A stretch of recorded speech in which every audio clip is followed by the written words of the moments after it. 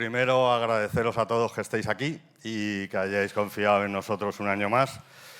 Yo os voy a explicar un poco cómo es la dinámica del curso y luego vamos a tener unas ponencias que yo creo que están muy bien. Está Maite Bobaida, que va a ser la que nos cuente pues, novedades en el dolor regional complejo y cómo lo ha desarrollado en su tesis, que es una maravilla, que tuve la suerte de estar en el tribunal. Luego tenemos a Bruno Di Fanti o a Fernando Garrido, el que quiera de ellos dos saldrá el primero. Uno nos va a explicar cuál es la tecnología nueva que tenemos en estimulación, con los ICAP que muchos de vosotros habéis visto esta mañana, y así discute con Fernando, que puede decirle que no lo está haciendo bien. Fernando nos va a decir cuándo podemos o no hacer un implante cuando tienes un marcapasos o un desfibrilador, para que nos quede claro que siempre tenemos la duda cuando lo vamos a poner. Y por último, Patricia Cabrerizo, que yo de nombres ando regular, nos va a explicar la tecnología del disco G, ¿no? Es una neurocirujana del Gómez Ulla, que es el Hospital General del Ejército de aquí de Madrid, para que nos explique. Entonces, lo primero es deciros que es la 11ª edición y que, pues estamos encantados de que, sobre todo para mí es muy importante que todos los profesores sigan con nosotros durante los 11 años, que habla muy bien de ellos porque me tienen que aguantar durante el curso. Y agradecer a Natalia que una vez más haya organizado todo y se ponga en contacto con la gente, y ha sido culpa suya lo de no ponerte en el temario, Maite. Y como sabéis, el nombre se cambió y pues era el curso de cadáveres en intervencionismo y le pusimos el de Enrique Rey, que pues todos los años me acuerdo, ahora ha sido su cumpleaños o es dentro de nada, y gracias a él pues estoy aquí dándos la vara, ¿no? Y para mí es una persona que nunca olvidaré y siempre tendré en mi corazón. ¿Cómo está distribuida el curso? Como os he dicho esta mañana, nosotros no vamos a saber a qué mesa vas. Esto parece una broma, pero nos lo vais a preguntar a los que estemos por ahí, ¿no? ¿Ahora dónde me toca? Pues todo va como las agujas del reloj, ¿vale? Entonces, el que tenga la mesa 1 es el primer grupo, el grupo 1, y él irá 1, 2, 3, 4, así, hasta la mesa 10, ¿vale? Como veis, lo que vamos a tener en la mesa 1, en la mesa 2, la 3 y la 4 es ecografía. Nunca pongo lo que van a hacer, porque como son unos frikis que casi todos les conocéis, pues si le preguntas cualquier cosa te lo va a explicar. Entonces, ellos no tienen temario estricto. Nosotros sí tenemos, hay una parte de cara y cervical, que están los Pepes, que son José Cid y José Luis de la Calle. Una mesa de toras, que está Maite y Felipe Hernández, de Salamanca. Están en lumbar, va a estar Gema y va a estar David, que es también de Salamanca. Y en estimulación estamos Ángeles Janós y yo. Luego hemos juntado las mesas de suturas y radiofrecuencia fría, como veis ahí, porque muchas veces el estar 45 minutos en esas mesas nos hacía salir muy tarde, y al final, para entender los conceptos, yo creo que con 20 minutos en cada una de las mesas es suficiente. No obstante, quitando la radiofrecuencia, que a Fernando le damos libre el sábado porque lleva los 11 años con nosotros y tiene que tener privilegios, es libre, ¿vale? El sábado. Entonces, el sábado podéis ir a sutura si queréis con el profe y que os enseñe alguna sutura que queráis, o podéis estar en anatomía, que vais a quedaros impresionados, o en crioterapia, ¿vale? Entonces, os ponemos menos tiempo para que en las otras mesas podáis estar un poco más y no salgamos a las 8, ¿vale? Y luego, por último, hay una novedad, que es el claudecare, que es para hacer una foraminotomía, ¿vale? Que estarán Alberto y Eva, que son dos compañeros míos que ahora os voy viendo. A Diego creo que le conocéis todos o casi todos, ¿no? Está en Cádiz, ha dejado ahora el hospital público y está en su propia clínica privada. Jorge, que es como mi hermano pequeño, que está en Tarragona. Tomás Domingo, que le conocéis todos, ¿no? Que está en Valle de Brón, no, en Belviche, perdón. Carlos Horas, que está en Tenerife, que tenemos representación por aquí de un par de compañeros suyos o 3 de Tenerife. Estos son, bueno, un crack, que es José Luis de la Calle, que es el jefe de Ramón y Cajal, y José Cid, que es el jefe de Toledo, que van a estar en cervical y cara. Pues más o menos ahí veréis el trigémino, el fenopalatino, facetas cervicales, más o menos eso es lo que se da. En la estimulación lumbar estaremos Ángeles Canos y yo con el sistema de Boston, que sigue confiando con nosotros 11 años después. Pongo aquí a Alberto porque el año pasado me sustituyó él. En toras está básicamente Maite Bobaira y luego hay una persona que la ayuda, que es Felipe. Pero la que va a estar de verdad y la que le tenéis que hacer caso es a Maite, no a Felipe. En lumbar está David y Gema, que bueno, pues ella es la jefa de Leganés y él es un compañero de Salamanca, que es un chaval encantador. Esto es un personaje. O sea, es que os vais a quedar impresionados. Yo no he visto a nadie que sepa más de anatomía. El sábado del año anterior había más gente de la anatomía que en las mesas de pinchar. O sea, es que es increíble, yo flipo. Y tenemos, la crioterapia que se va a hacer el modelo, ¿vale? O sea, van a tener una pieza anatómica y os van a enseñar, bueno, cuál es la diferencia entre unas lesiones y otras, para que veamos qué diferencia hay entre las lesiones que se produce con esta técnica y con las otras que tenemos a nuestro alcance, ¿no? Alfonso Pontes, que es un compañero de Córdoba, que viene a enseñaros cuáles son, bueno, pues los tipos de puntos o qué es lo mejor, si ponemos grapas, si hacemos continua, lo que necesitemos, ¿no? Y las preguntas que tengáis cuando hagamos algún bolsillo o alguna cosa, pues aprovechar para preguntarle y él os explica qué es lo mejor. Y luego está Fernando, que ya os digo que está con nosotros, que estará solo hasta el viernes.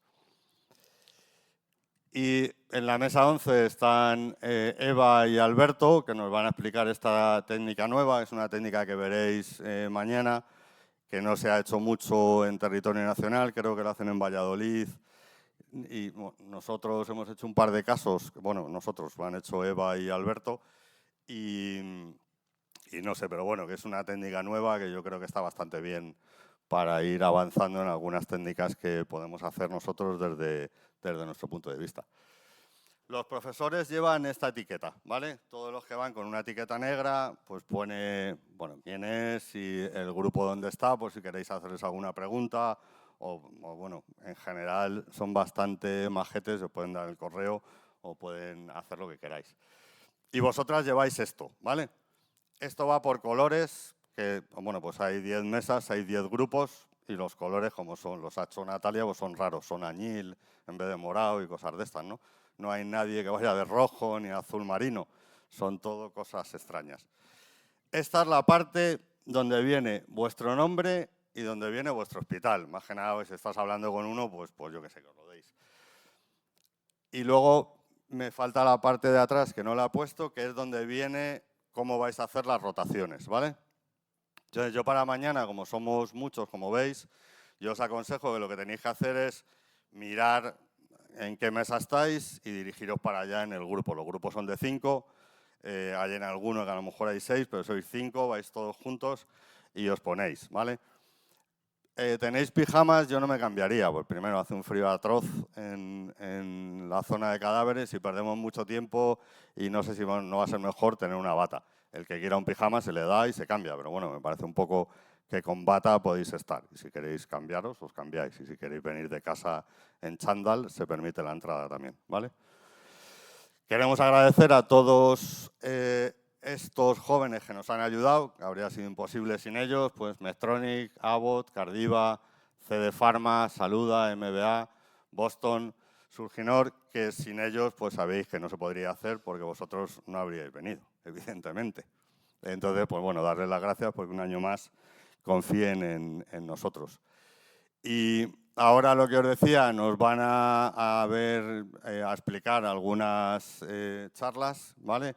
Que son bastante amenas. Este es Fernando, que le tenéis ahí y ya lo habéis visto esta mañana. Maite, que nos va a hablar del síndrome de dolor regional complejo. Perdonad, que está equivocado también el título. Esta es Patricia Cabrerizo, que nos va a decir, bueno, pues su experiencia con Discogel y los resultados que tiene. Es una neurocirujana La verdad es que es muy agradable y muy accesible y seguro que si tenéis alguna duda le podéis preguntar. Y luego, bueno, no olvidar a Paco. Paco hasta este año ha estado de codirector conmigo y no está porque le han operado de cataratas y no estaría con nosotros. Evidentemente no nos vamos a olvidar de él. Y bueno, pues cualquier duda que tengáis de transporte y todo eso, todos los problemas los ha generado Natalia, entonces le tenéis que preguntar a ella, que es la culpable de lo que salga bien y mal. Y luego os explicará Natalia para ir mañana, bueno, pues tenemos un espectáculo para deciros dónde os recogen y dónde vamos, que si lo quieres decir ahora. Porque os van a dar unas pegatinas como en los hoteles de Santo Domingo. Entonces hay que llevarlas si no entras. Bueno, muchas gracias a todos. Bueno, vamos a empezar con Maite, que nos va a contar novedades en el síndrome de dolor regional complejo.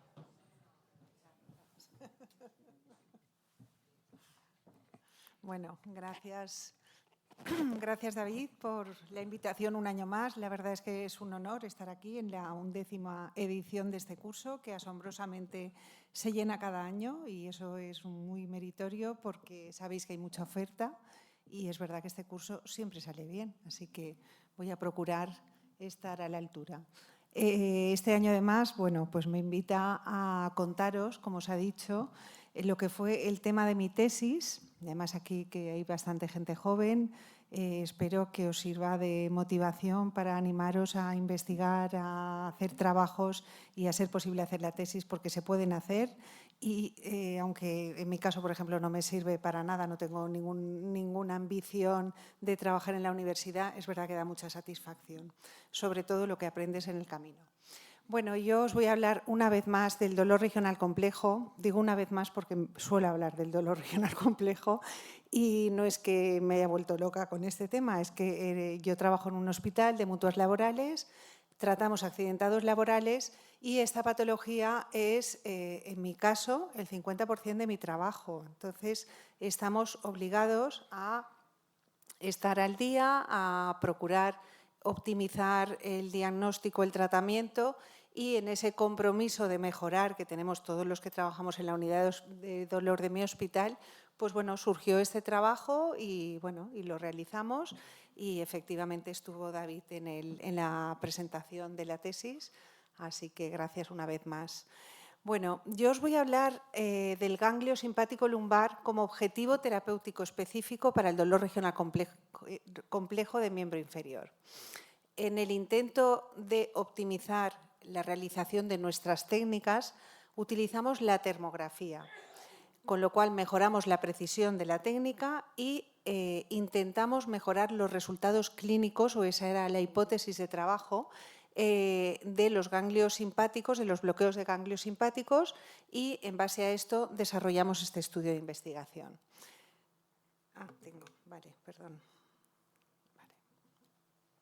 Bueno, os voy a hablar brevemente del dolor regional complejo y de los bloqueos simpáticos como parte de su tratamiento. Os contaré las hipótesis y el objetivo de este trabajo de investigación, los materiales y métodos que utilizamos para la investigación y los resultados que obtuvimos, dividiendo la investigación en dos partes. Por una parte, un estudio clínico y, por otra parte, un estudio anatómico. Luego haremos unas breves pinceladas sobre la discusión que aporta este trabajo a lo ya publicado y, por fin, las conclusiones. Voy a procurar no extenderme demasiado porque puedo alargarme a lo mejor demasiado y que no resulte pesado. Bueno, el dolor regional complejo, como sabéis, se considera una enfermedad rara. Lo que está publicado es que tiene una incidencia de un 5 a un 26,2%.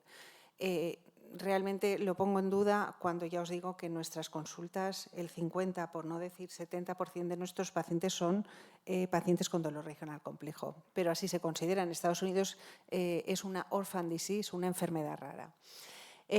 Afecta a regiones del cuerpo, fundamentalmente a extremidades. Habitualmente se produce a consecuencia de un traumatismo, un estímulo nocivo, puede ser una cirugía también. Es un dolor continuo y difuso, exagerado, excede en magnitud y duración a lo previsto, que tiene una gran variabilidad en cuanto a las manifestaciones clínicas, como podemos ver en estas fotos de la derecha. Como veis, hay alteraciones vasomotoras, cambios de coloración y temperatura, hay alteraciones sensoriales, alteraciones motoras y alteraciones tróficas. Todo esto que vemos aquí tiene el mismo diagnóstico y, sin embargo, la expresión clínica es absolutamente diferente.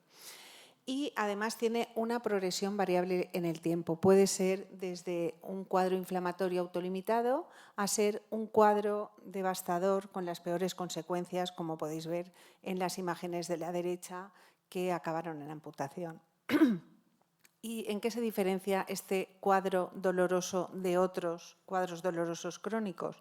Pues en que habitualmente hay una disfunción del sistema simpático, hay una serie de cambios inflamatorios regionales que son persistentes y una ausencia de una distribución dermatómica. Afecta a una región en toda su extensión, da igual que haya lesión nerviosa que no, afecta a la región donde se localiza. El síntoma capital es el dolor y luego hay una serie de síntomas satélites que se agrupan en una serie de categorías que se denominaron categorías clínicas dentro de los criterios de Budapest y que son las sensitivas, las vasomotoras, el edema y la sudoración y alteraciones motores y tróficas que pueden ser muy variadas. El diagnóstico es eminentemente clínico y se basa en 5 puntos. Primero, la presencia de dolor es esencial para tener el diagnóstico. En segundo lugar, tiene que referir al menos un síntoma de 3 de las 4 categorías clínicas. En tercer lugar, tiene que presentar un signo de 2 de las 4 categorías clínicas. Este cuarto punto es esencial. No hay otro diagnóstico que pueda explicar la sintomatología. A veces los diagnosticamos de dolor regional complejo y son otras patologías encubiertas y no advertidas. Y el quinto criterio, que realmente parece más una consecuencia que un criterio, debe estar asociado a niveles altos de ansiedad y afectar a la vida diaria. Pues sí, suele ser así. En cuanto a la fisiopatología, bueno, pues como veis en esta imagen hay una elaborada combinación de factores que se inician en el momento del traumatismo y que fundamentalmente son una inflamación persistente, una sensibilización neurogénica y una disfunción del sistema nervioso simpático. En las fases más avanzadas de la enfermedad, el sistema nervioso central suele ser la responsable de la perpetuación de los síntomas y además hoy sabemos que hay una serie de cambios genéticos, o sea, hay una serie de genes en los que se aparece con más frecuencia y una serie de factores psicológicos que favorecen su desarrollo. En cuanto al tratamiento, pues debe ser precoz, multimodal y coordinado. Aquí veis cómo se solapan diferentes brazos de tratamiento, el tratamiento farmacológico, el rehabilitador, el psicológico y el intervencionista. Cuando en la expresión clínica del dolor regional complejo hay alteraciones del sistema nervioso simpático, están indicados los bloqueos simpáticos. Bueno, en general los bloqueos simpáticos se hacen cuando, ya os digo, hay una evidente disfunción del sistema nervioso simpático. ¿Y eso cómo lo vemos? Pues cuando hay alteraciones en la coloración y en la temperatura del miembro afecto. ¿Por qué? Pues porque hay una suelta exagerada de catecolaminas y una hiperrespuesta a la misma que, si nosotros bloqueamos, podríamos reducir esa respuesta aberrante autonómica regional. Por tanto, los ganglios simpáticos se convierten en una diana de tratamiento, lo cual nos da una esperanza de, bueno, pues por aquí podemos atacar. Sin embargo, aunque existe toda la justificación etiológica para realizarlo, lo cierto es que cuando te revisas la literatura, la evidencia científica sobre su eficacia es muy limitada.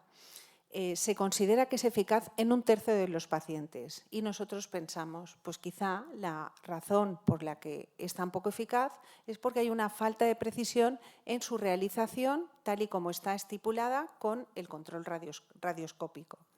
Bueno, y en base a esto desarrollamos nuestra hipótesis.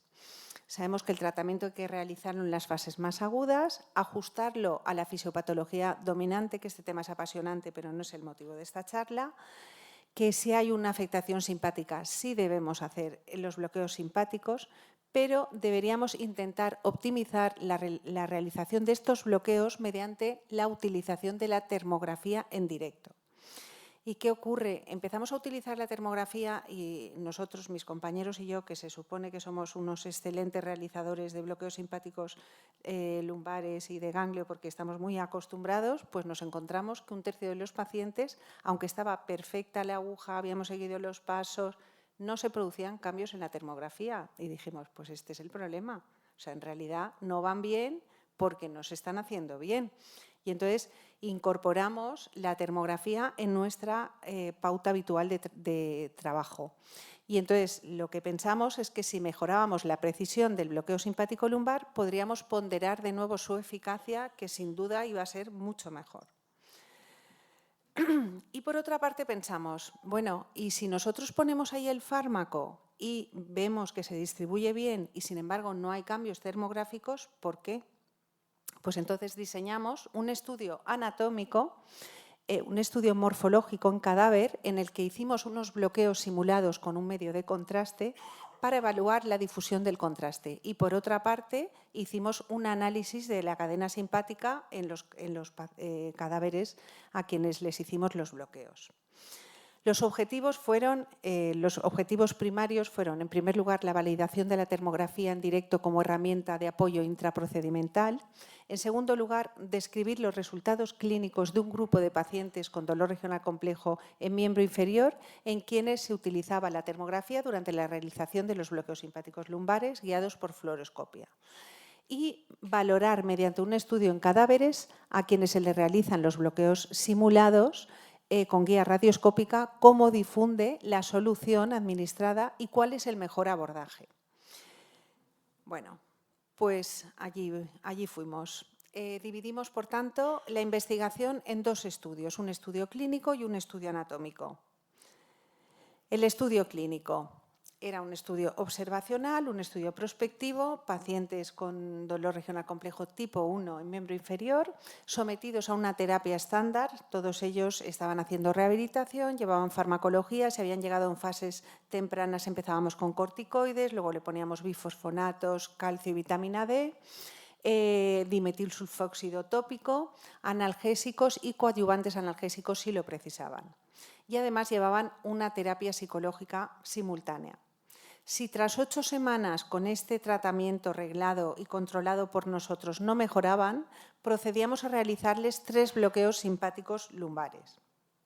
Como os digo, lo hicimos con control radioscópico y termográfico. Aquí veis lo que es una termografía, es un método no invasivo, es una cámara, como si fuera una cámara de fotos que se transcribe a un ordenador y que nos da en directo las imágenes y la temperatura que tienen las extremidades que estamos analizando. Vale. Bueno, el protocolo fue el siguiente. Hicimos el bloqueo simpático lumbar a nivel del E4 de manera estándar, con pasos reglados, abordaje en oblicuo, lateral apófisis transversa. Confirmamos la difusión del contraste en sentido cranocaudal con una imagen radioscópica lateral. Si era todo correcto, administrábamos 2 mililitros de lidocaína al 2%. Y entonces podían suceder dos cosas. O bien teníamos un bloqueo exitoso, eso nosotros lo percibíamos porque, como veis, aparecían como unos puntos calientes que luego iban creciendo, confluían y calentaban toda la planta del pie, o no había en 4 minutos ningún cambio termográfico. Si el bloqueo era exitoso, poníamos una dosis plena de levobupivacaína y triamcinolona, y si no había cambio, pues rectificábamos la aguja, volvíamos a poner contraste, volvíamos a poner lidocaína y así hasta que obteníamos los cambios termográficos esperados.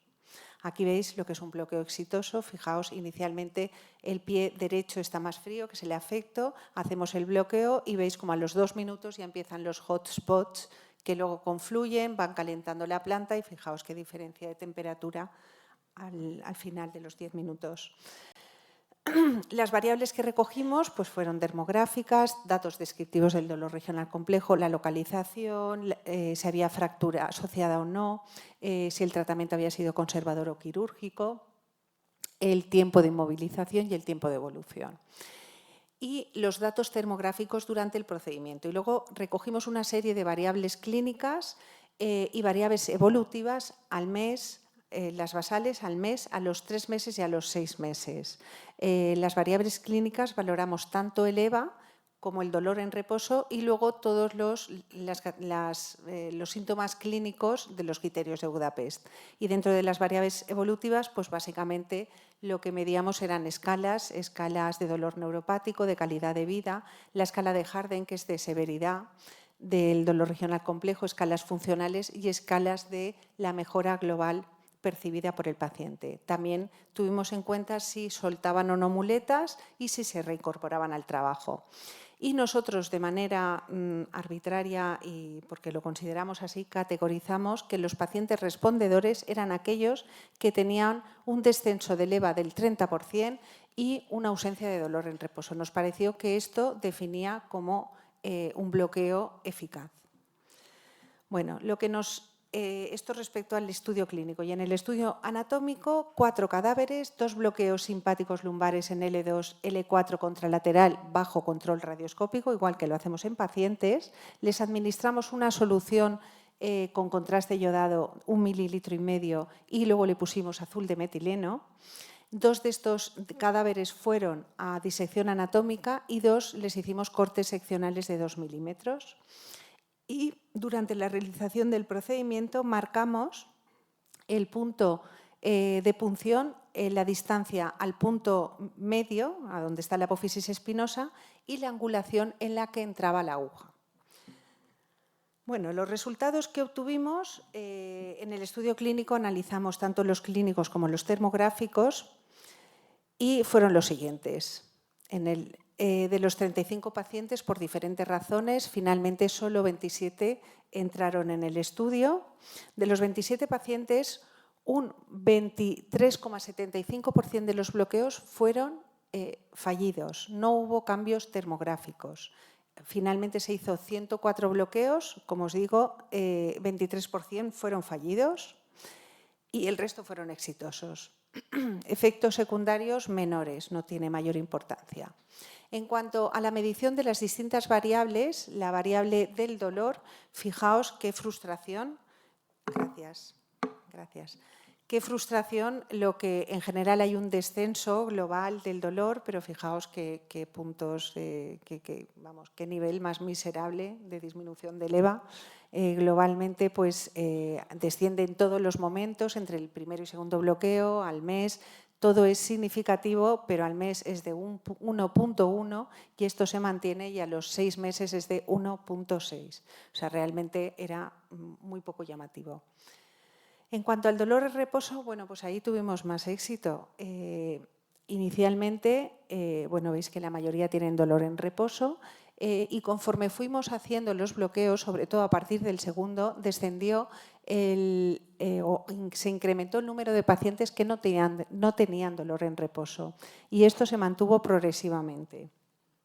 En cuanto al resto de las variables clínicas, el momento basal es el amarillo, el verde es al mes, el caldera es a los 3 meses, el azul es al mes, caldera a los 3 meses y verde a los 6 meses. Como veis, en todas las variables hay un descenso muy significativo y es significativo este descenso, significativamente estadístico, sobre todo para el hormigueo, el edema, la sudoración, la diferencia de temperatura y de coloración. No lo fue para la alodinia y para las mioclonías. Y en cuanto a las variables evolutivas, pues efectivamente hubo un descenso en la escala de Harden de severidad que fue significativo en todos los momentos. No lo preciso porque me enrollaría demasiado. En cuanto a la escala de funcionalidad también mejoró y esto fue significativo a los 6 meses. La medición de las características neuropáticas del dolor también fue significativa a partir del 3er mes. La calidad de vida mejoró y fue significativa a partir del 6º mes. También la escala de Likert, que mide el dolor, el beneficio global percibido, también era globalmente, ellos sentían que estaban mejor. Y de los 17 pacientes que inicialmente utilizaban muletas, se quedaron 12 con muletas. Y 7 de estos 27 trabajaron, lo cual es un logro bastante importante. Y respecto a la categorización como pacientes respondedores, de los 27 pacientes, 10 sí que fueron respondedores, o sea, tuvieron una reducción del EVA superior al 30 y una desaparición del dolor en reposo. Y respecto a todas las variables que nosotros medimos, obviamente hubo una diferencia que fue significativamente estadística entre el grupo que que fue respondedor con el grupo que no fue respondedor, sobre todo en el EVA, en el dolor en reposo, en el hormigueo y también en todas las variables evolutivas. La única variable que nosotros encontramos que estuviera relacionada con el hecho de ser respondedor fue el tiempo de inmovilización, lo cual también nos llamó la atención porque pensábamos que el tiempo de evolución iba a estar ligado directamente con la buena respuesta a los bloqueos simpáticos. En cuanto a los datos termográficos, hay un incremento de temperatura a los 4 minutos, que globalmente es cercano a un 10%, y a los 5 minutos en que ya se había administrado la dosis plena fue de casi un 14%. O sea que, como veis, sí que hay un incremento progresivo. Esto teniendo en cuenta a todos los pacientes. Pero para nuestra sorpresa, vimos que en 4 de estos 27 también había un incremento de la temperatura contralateral, lo cual nos llamó la atención con en realidad con con mucha menor importancia. Eran incrementos de 1 y pico, de 3 y pico %, pero la había. En cuanto a las zonas de interés, pues vamos rápidamente. Había un incremento mayor en las zonas sacras, sobre todo a nivel de los dedos, también en el talón, y la zona central pues se calentaba más lentamente. En cuanto al estudio anatómico, nosotros encontramos en nuestro hallazgo, en nuestra disección, que encontramos obviamente la cadena simpática lumbar bilateral, simétrica con respecto a la línea media. Nosotros encontramos un ganglio en cada vértebra, cosa que difiere de lo que está publicado, que por ejemplo Data, Puy dicen que hay 3 ganglios y Bonica decía que había de 2 a 5 ganglios. Nosotros encontramos 5 en cada uno, en cada lado. Encontramos que había una posición variable con respecto a la craneocaudalidad, pero sobre todo estaba en el medio superior para el E3 y en el medio inferior para el E4. Esto ya lo dijo Stanton Hicks.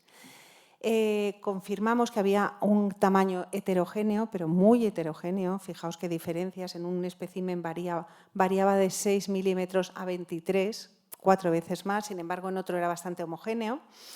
Encontramos las arterias lumbares marcadas aquí en rojo en el centro de cada vértebra. Por tanto, cuando hagáis los bloqueos, nunca os vayáis al centro de la vértebra porque vais a encontrar ahí la arteria.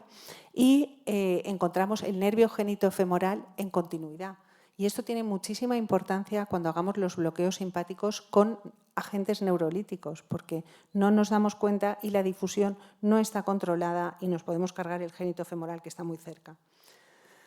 Aquí veis las diferentes formas y tamaños de los ganglios aislados uno a uno.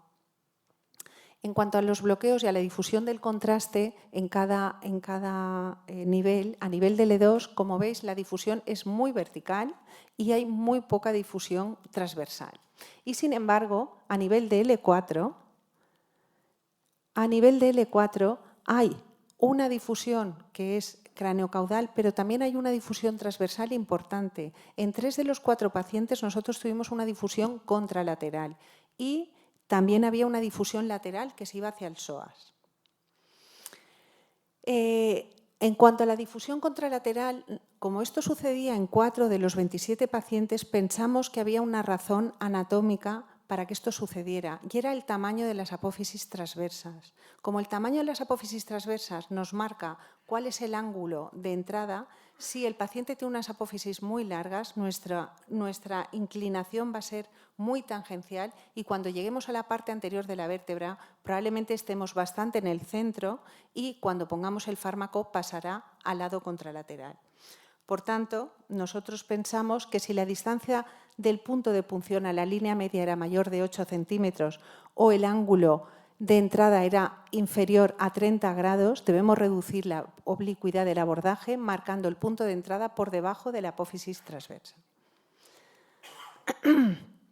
Y en cuanto a la correlación anatómico-radiológica, pues como veis no tiene nada que ver. nosotros nos quedamos tan tranquilos con el contraste pensando que nos marca exactamente lo que hacemos, pues no tiene nada que ver.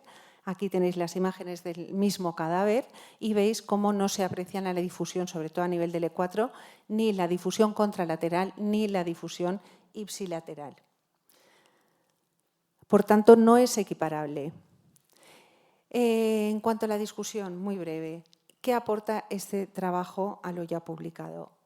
Bueno, no somos los primeros que se les ocurre medir la temperatura después de hacer un bloqueo simpático. Obviamente, cuando no teníamos la termografía, nosotros tocábamos con la mano, había alguien tocando las dos, y sí, parece que se calienta, se ha hecho rojo, pues sí, es eficaz. Bueno, la palpación ha sido un método muy extendido, pero en realidad tiene muy poco rigor y tú puedes percibir palpando diferencias por encima de 4 grados. Por tanto, es un método que no hay que tener en cuenta. Podemos utilizar sensores térmicos de contacto perfectamente, pero es verdad que hay problemas en cuanto a la fijación del termómetro. Luego, nos da muy pocos datos, el área que está midiendo es muy pequeña, no tienes un registro de cómo va toda la región. Por tanto, parece que la termografía, o sea, en general los métodos de infrarrojos, es el mejor método para realizar porque nos detecta cambios más precoces y más sensibles y tiene pues, muchísimos datos térmicos. Esto ya lo validó Kim en este artículo, pero lo hacían 26 pacientes con diferentes patologías. No obstante, se consideró que era un buen método de validación de la eficacia del bloqueo simpático lumbar. Como os he dicho, en realidad hay muy poca bibliografía que apoye su uso. Sin embargo, se incluye en todas las técnicas. La Cochrane, en el año 2016, publicó este artículo, ahora acaba de sacar otro que dice lo mismo, que examinó todos los estudios realizados hasta entonces y vio que los bloqueos simpáticos con anestesia local no eran mejores en cuanto a la reducción del dolor y tampoco favorecían la rehabilitación. No obstante, no debe haber una negativa a su realización y debe seguir formando parte de los algoritmos terapéuticos. En cuanto a la eficacia, hay pocos estudios también que midan la eficacia del bloqueo. Este artículo del 2012 es un estudio observacional en 46 pacientes que realmente es muy interesante, que además mide predictores positivos y negativos para su eficacia y es eficaz en un 31%. Y este estudio de Cepeda, que es un estudio anterior y que analiza todos los previos en 454 pacientes, me parece que es, considera que también es eficaz en un tercio de los pacientes. Por tanto, nosotros consideramos que si mejoramos la precisión técnica del bloqueo simpático lumbar con la termografía, la eficacia global mejora a un 37%. Es un poco frustrante, me hubiera encantado deciros que la mitad por lo menos mejoraban, pero es lo que tuvimos. Pero si analizamos los datos que hemos obtenido, en general en todos hay una disminución del EVA y una desaparición del dolor en reposo en algunos de ellos. La mejoría de las variables clínicas es casi general, excepto la alodinia y las mioclonías, que tenía muy pocos pacientes y, por tanto, no puede haber ahí un peso estadístico. Y hay una mejoría en las escalas evolutivas. Y esto nos hace pensar que debemos hacer los bloqueos simpáticos, aunque solo sean eficaz en este pequeño grupo de pacientes. En cuanto a los estudios anatómicos, pocos autores muestran imágenes reales de la cadena simpática. Como os he dicho, el número de ganglios varía en otros artículos. Nosotros hemos encontrado esto, 5 ganglios, uno en cada lado, en posición variable, con mayor frecuencia L3 encefálico y L4 caudal. Y en nuestro conocimiento no hay ningún estudio que estudie la difusión de la solución a nivel simpática lumbar. Esto nos permite una mejor compresión de cómo se distribuye la solución que administramos en el bloqueo simpático y postular un mejor abordaje de la cadena simpática lumbar. Las limitaciones de este trabajo fueron la heterogeneidad, el tiempo de evolución de los pacientes cuando llegaban a la unidad era variable, las diferencias de atención hasta ese momento, el tamaño muestral limitado, 27 pacientes, pero es bastante similar a lo que hay publicado. Hay una ausencia de bloqueo, que es algo que yo creo que hay que hacer y que ahora lo tenemos incluido, previo de anestésico local antes de hacer la serie o hacer lo que consideremos, ponerle botox, que actualmente lo hacemos, o hacer radiofrecuencia. Ahora hacemos un primer bloqueo y definimos si es mediado por el simpático o independiente del simpático. Esto fue un estudio más plano y definido de inicio. Y ausencia de un grupo control. Bueno, eso faltaría. Y nada, con todo esto concluyo que existe dificultad para definir una diana exacta para alcanzar los ganglios simpáticos, que recomendamos abordar el ganglio simpático de L3 en la mitad cefálica y de L4 en la mitad inferior y hacerlo con una angulación superior al 30%, que la adición de la termografía de apoyo para la realización de estos bloqueos bajo control radioscópico debería considerarse un nuevo estándar procedimental. Después de esto, la verdad que no concebimos hacerlo de otra manera.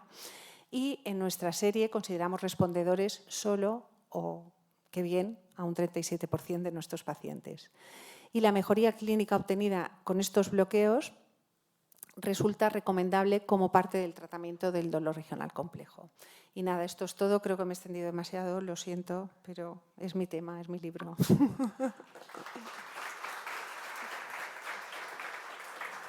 Gracias. Bueno, yo creo que nadie podemos añadir nada al trabajo que ha hecho Maite.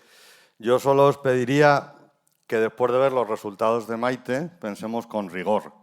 Habéis visto que haciendo todo bien y controlando todo, a ella le baja 1,6, ¿no? A los 6 meses. Y ahora resulta que todos los tratamientos que nosotros usamos bajan el EVA1, ¿no? Entonces, esto es un estudio no funding, ella no recibe dinero por este estudio, y entonces os pido que penséis con rigor, ¿no? Cuando leemos alguna cosa. Y luego, que a no ser que te hayas comprado la compañía, cuenta tus resultados y ya está. Si te has comprado la compañía, di que es muy buena y que ha bajado a 1, ¿no? Pero vamos, simplemente que pensemos con rigor. Fernando, ¿tú mismo?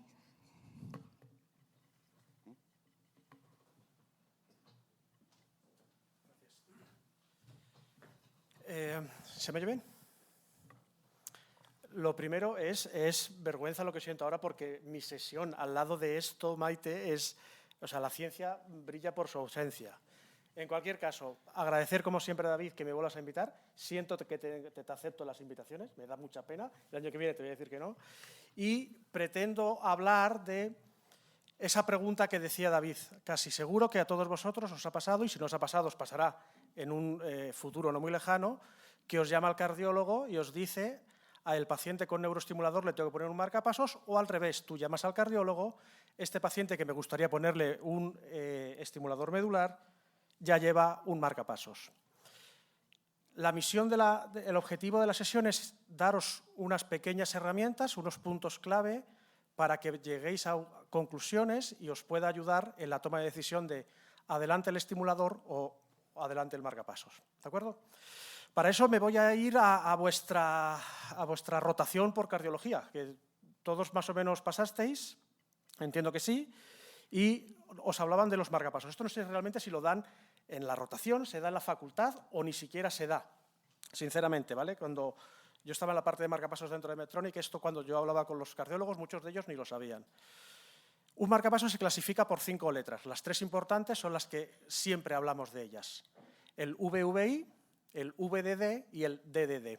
¿Qué es un VVI? Un VVI es un marcapasos que estimula en el ventrículo, detecta solamente señal intracavitaria ventricular y la respuesta que hace cuando detecta activación intrínseca es inhibirse.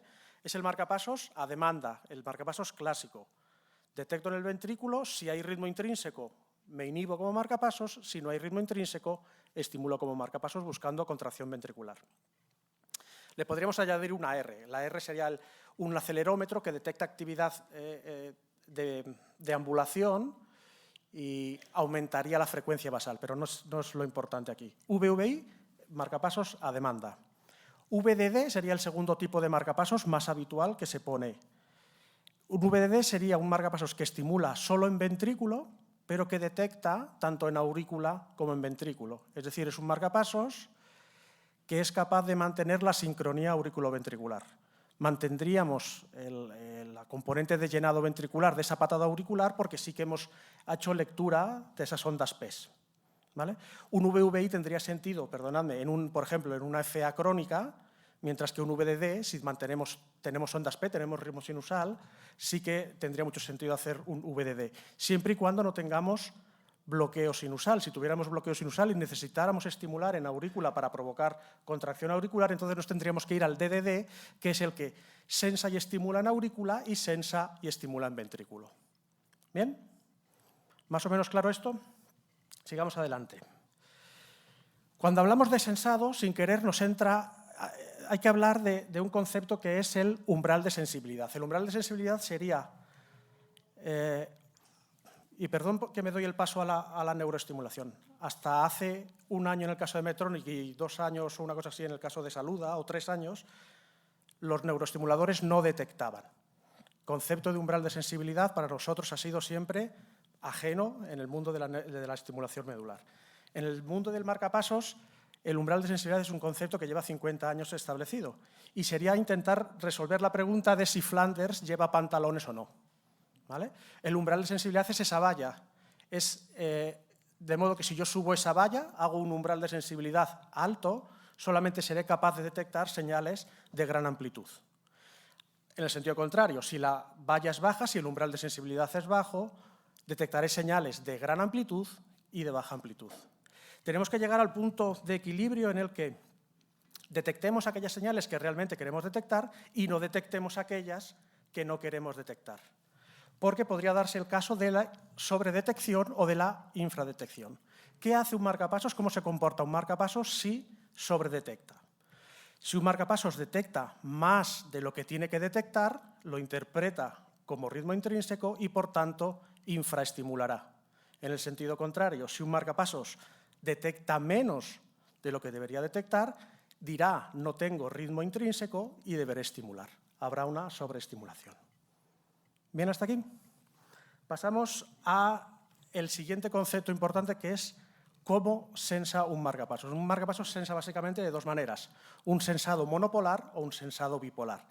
La manera más gráfica de verlo sería mirar a través de una ventana un sensado monopolar, que en lo que veo, lo que tengo enfrente y veo mucho más allá de justo lo que tengo enfrente, es un campo abierto, un campo lejano de lo que voy a mirar, versus un sensado bipolar en el que solamente voy a ver lo que pasa localmente en la punta del electrodo. Estos conceptos luego haremos un batiburrillo para intentar llegar a conclusiones de qué es lo que deberíamos proponer al cardiólogo o, al revés, que el cardiólogo nos proponga a nosotros. Por parte de un DAI, este es, en vez de ser un marcapasos, es un DAI. Y lo identificamos porque, aparte de punta y anillo en ápex de ventrículo derecho, gracias, amigo. Aparte de punta y anillo en ventrículo derecho, tenemos 2 bobinas, 2 coils, una alojada en ventrículo derecho y otra que, bueno, entre la vena innominada y la vena cava superior, más o menos se aloja ahí. ¿Qué hace un desfibrilador? Todos los desfibriladores llevan integrado la función marcapasos dentro. Un desfibrilador también es marcapasos, pero la función principal de un desfibrilador es detectar arritmias potencialmente malignas y dar una onda de choque que iría desde la bobina de ventrículo derecho, más en vertical hacia vena cava superior y más en oblicuo a la carcasa del desfibrilador, buscando una masa crítica que sea desfibrilable. Existiría otra terapia del desfibrilador que sería la terapia antitaquicardia, de modo que si el desfibrilador en vez de reconocer la arritmia como FV la reconoce como TV, como taquicardia ventricular, podría hacer una estimulación antitaquicardia súper rápida, intentando meterse en el circuito de reentrada de esa arritmia, cortándola sin llegar a administrar la energía. Los desfibriladores que tenéis habitualmente en los carros de parada, los externos, vienen a dar 300-360 julios de energía máxima. Si no me equivoco, más o menos deben dar por esos valores. Un desfibrilador implantable da entre 35 y 40 julios, pero de forma interna. Esto está todo en implantado, desde la bobina de ventrículo derecho a carcasa y bobina de vena cava superior. ¿Vale? Es 10 veces menos, pero nos quitamos un montón de estructuras que a priori para una desfibrilación no nos van a hacer nada bien. Vamos a marcar aquí ese punto de ahí. Eso vendría a ser aproximadamente T8. T8 es un sitio muy habitual donde los de esta sala colocáis electrodos o hacéis estimulación medular. Está marcado ahí para intentar ver si la distancia entre punto habitual de estimulación de una lumbociatalgia con respecto a punto de detección del posible marcapasos, esa distancia va a influirnos en la decisión final. ¿Bien hasta aquí? Vamos para allá. ¿Cuáles serían entonces mis recomendaciones a la hora de hacer un marcapasos cuando ya tienes neuroestimulador o hacer un neuroestimulador cuando el paciente ya lleva un marcapasos? Lo primero de ellos es el mundo ideal y sería contar con un especialista de cada una de las dos ramas. Puede ser un intensivista, puede ser un cardiólogo, puede ser un cirujano cardíaco, alguien que sepa lo que le pasa a ese marcapasos. Como esto sabemos que no siempre es así, pero bueno, no puedo evitar el no decir que me gustaría que hubiera un cardiólogo, algún especialista de ritmo cardíaco en esa sala donde estamos haciendo el implante del neuroestimulador. Y sería interesante buscar y forzar la detección espuria tanto de ese marcapasos como de ese desfibrilador en el peor de los escenarios, llamando el peor de los escenarios el que la probabilidad de sobredetección es mayor. ¿Dónde se daría esa situación de mayor probabilidades de sobredetección? Se daría si el marcapasos o el desfibrilador lo hacemos que sense en monopolar, que no solo sense aquello que tiene que sensar, sino que sense con una visión más amplia. Sería aquel en el que nuestro estimulador medular estuviera en unos voltajes, en unas intensidades de salida cercanas a las de disconfort del paciente. Sabemos que casi nunca vamos a estimular en esos valores tan altos, pero vamos a buscar que realmente haya interferencia. Y lo siguiente sería hacer una estimulación, este es el caso peor, con un dipolo abierto, de modo que en el electrodo, en el polo más craneal pusiéramos el positivo, en el polo más caudal pusiéramos el negativo, haciendo el campo eléctrico de nuestra estimulación medular lo más amplio posible. Tenemos un campo grande, tenemos una intensidad alta y le estamos diciendo al marcapasos o al desfibrilador que detecte lo suyo y un poco más allá. Si en esa situación no hay sobredetección, podemos tener la tranquilidad que en el día a día, en lo habitual, que sería quitar ese sensado monopolar, no irnos tan altos de potencia en nuestro estimulador y no hacer una estimulación 1.8 o 0.7, ¿no? Los de Medtronic que somos raros, si en esa situación no hay sobreestimulación, en el día a día no la debería haber.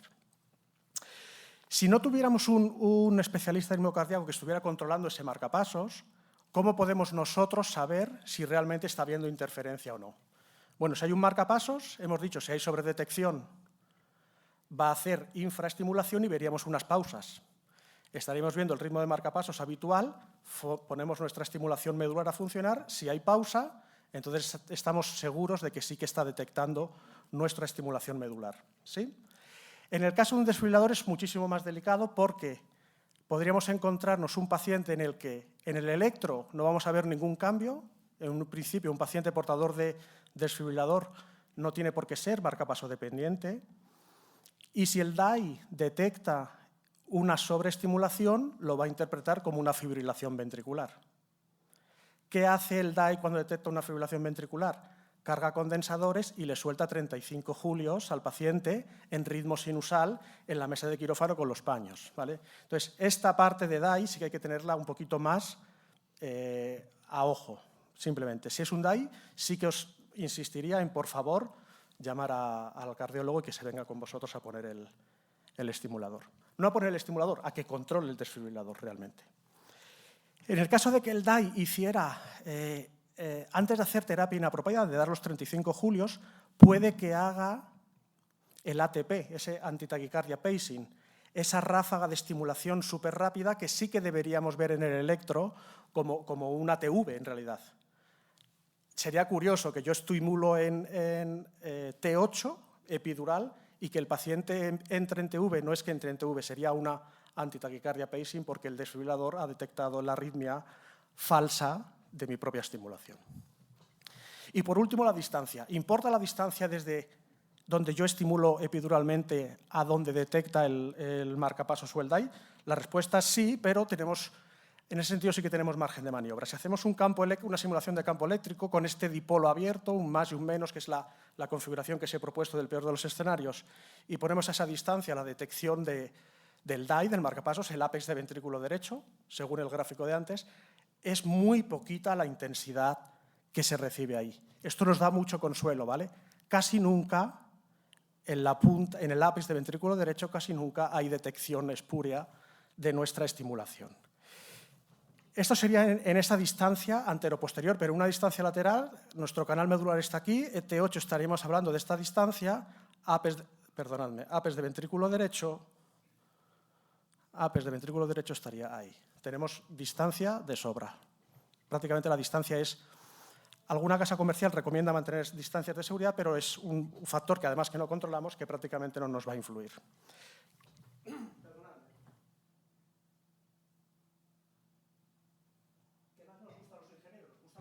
Técnicos, mucho. Y he leído los manuales técnicos de las 5 casas principales de estimulación medular buscando qué pasa, qué recomendamos los fabricantes a la hora de poner un marcapasos. Boston dice que el efecto de poner un marcapasos y un neuroestimulador es incierto, que no se sabe muy bien. Ni frío ni caliente, ni recomiendan ni recomiendan. Abbott dice un poquito más y dice que hay que hacerlo con cuidado, intentando que mi estimulación medular que haga que no sobredetecte el marcapasos, cosa que todo el mundo sabe. Dice que intentemos ampliar esa distancia y que intentemos hacer estimulaciones, evitar las programaciones que interfieran en el marcapasos. Perfecto. Bueno, tampoco es que digan gran cosa. Medtronic, que es la casa que me paga el sueldo, dice prácticamente lo mismo, es decir, nada. Que cuidadito con los marcapasos y los neuroestimuladores, pero que no se sabe qué pasa si se ponen los dos juntos. Nebro, 3/4 de lo mismo. Vale, podéis hacer foto, pero esto está en Internet, quiero decir, esto no ha sido un espionaje ofensivo, esto está en Internet porque esto es público para todo el mundo. Y Saluda, sí que es cierto que los compañeros de Saluda son los que son más estrictos o más serios y dicen debería evitar poner un evoke si el paciente lleva marcapasos o al revés. Son los únicos que es la frase así como más sentenciosa. En cualquier caso, las conclusiones que yo saco después de todo esto es: primera, casi nunca pasa nada.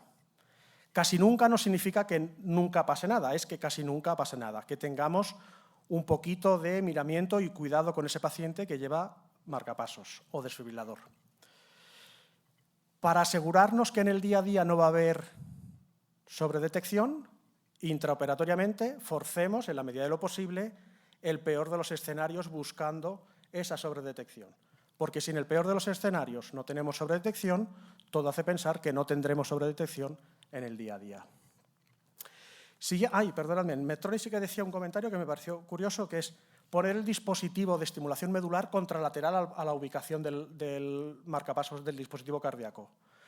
Creo yo que no es tanto por la interacción entre dispositivo y dispositivo, sino en la carga del dispositivo de estimulación medular, que esa carga, esa energía de radiofrecuencia de carga pueda interferir con el dispositivo cardíaco.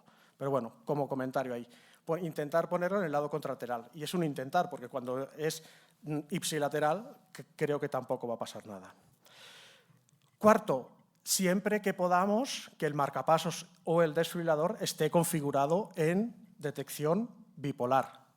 Si detecto de forma bipolar en el marcapasos o en el desfibrilador, solamente voy a ver lo que pasa intracavitariamente y no voy a ver más allá de lo que pasa en mi ventrículo derecho. Y por último, en cuanto a la programación de nuestro estimulador, evitar los campos abiertos, es decir, intentemos dipolos o cátodos guardados, que el campo eléctrico se quede más concentrado y a la menor intensidad posible que tenga analgesia. No vayamos buscando intensidades altísimas cerca del umbral de disconfort del paciente, sino la mínima imprescindible que tenga analgesia. Y hasta ahí sería el comentario de... Espero que os haya podido ayudar y hayáis sacado 4 tips importantes para vuestra práctica clínica habitual. Gracias. Muchas gracias, Fernando. Yo simplemente apuntar que tenemos, no sé si 2 o 3 pacientes con marcapasos.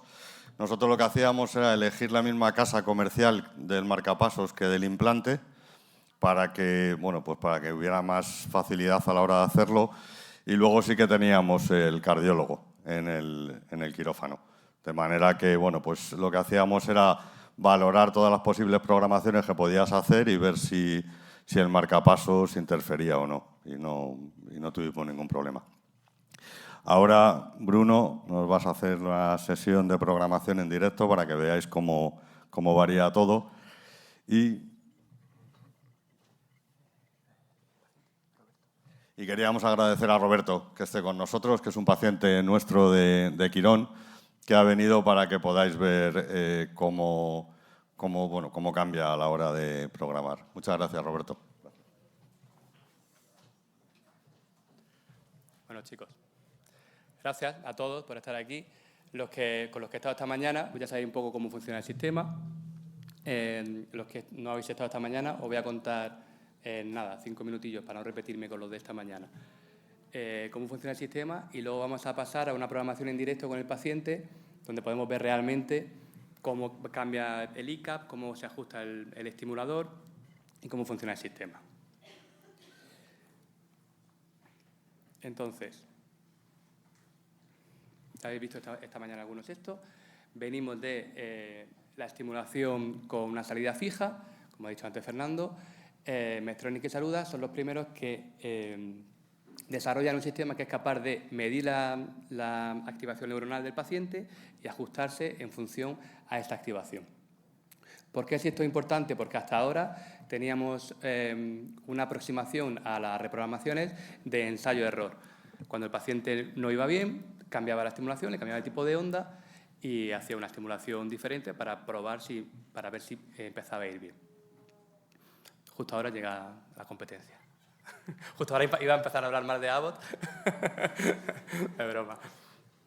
Y ahora lo que nosotros queremos hacer es dejar que el sistema automáticamente mida la activación neuronal y se adapte sin tener que hacer este ensayo-error. Tener medidas objetivas que nos ayuden a saber por qué el paciente está mal y cómo podemos mejorarlo.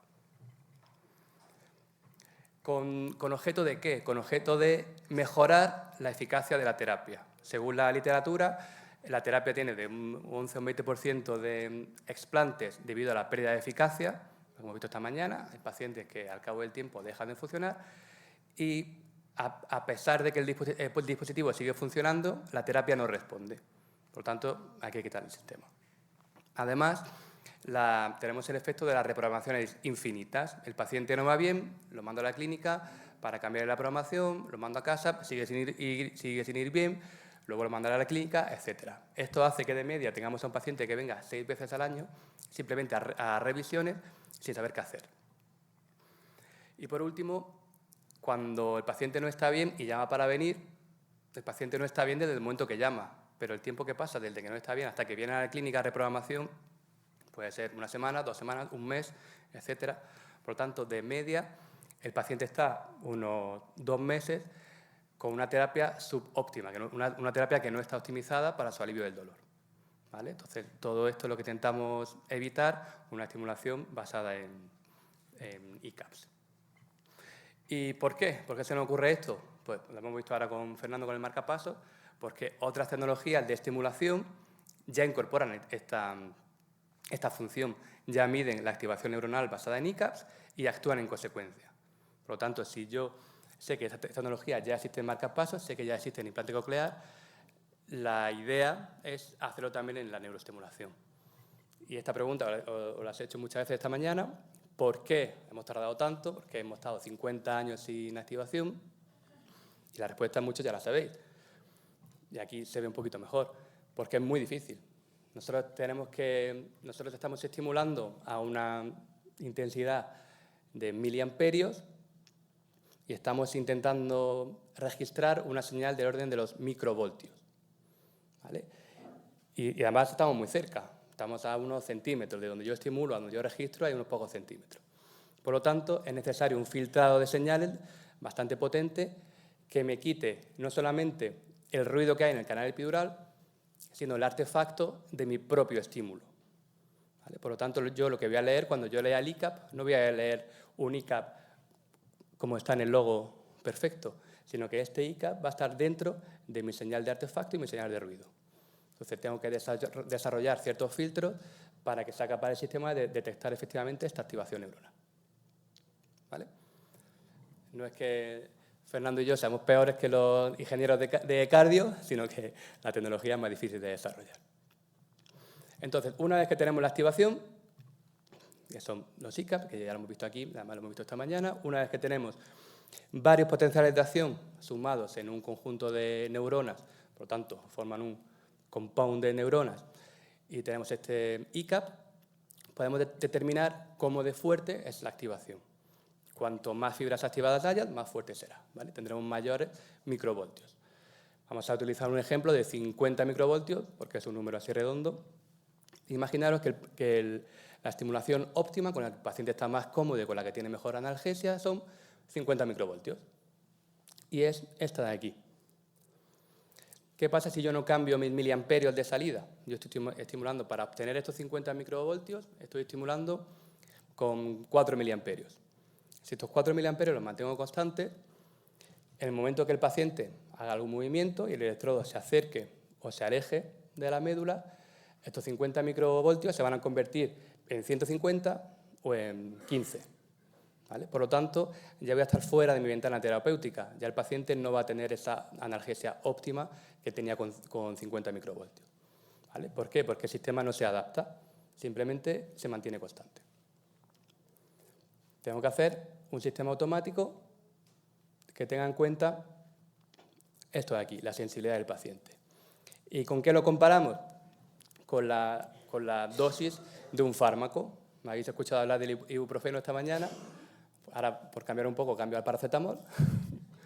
Si yo me tomo un paracetamol, me tomo la dosis que me recomienda el médico, ¿no? 600 gramos, 1 gramo de paracetamol.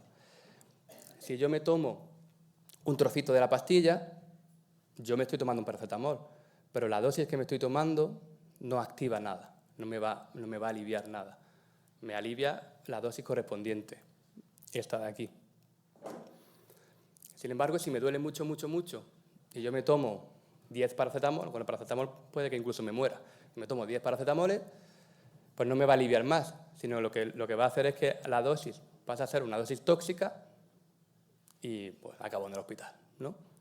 Por lo tanto, con este concepto en mente tenemos que utilizarlo lo mismo con la corriente eléctrica.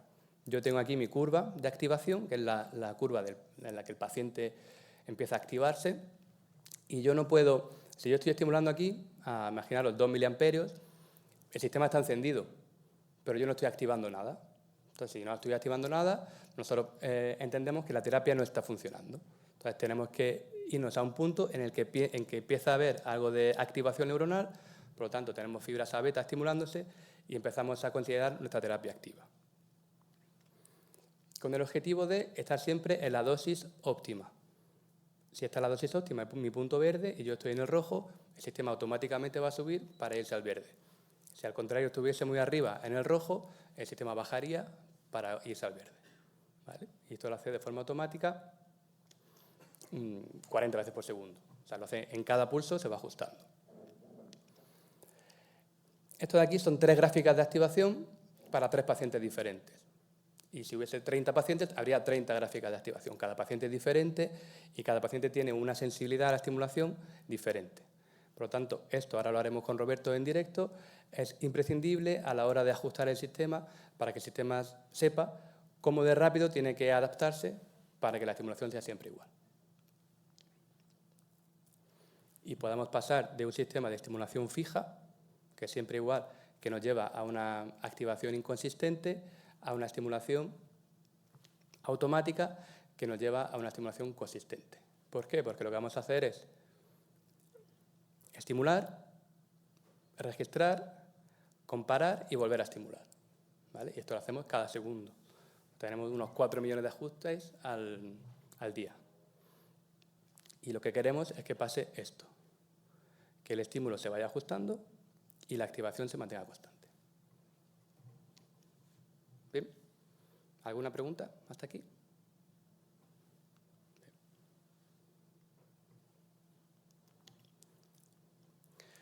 Con esto en mente, además tenemos ciertos datos objetivos que nos ayudan a mejorar la terapia.